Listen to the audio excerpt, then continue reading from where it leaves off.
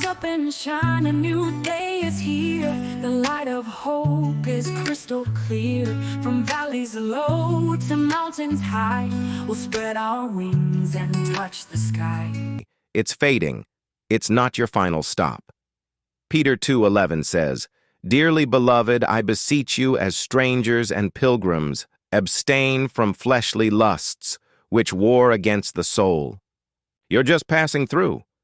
You were never meant to fit in.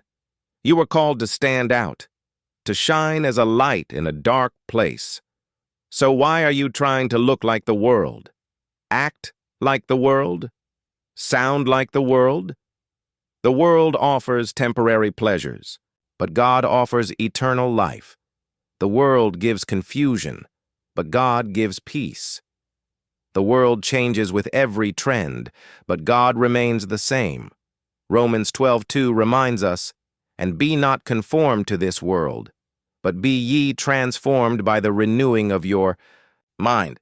You can't walk in purpose while following the crowd.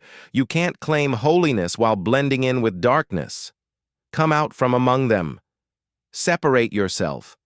Live set apart. Because where God is taking you, the world can't follow.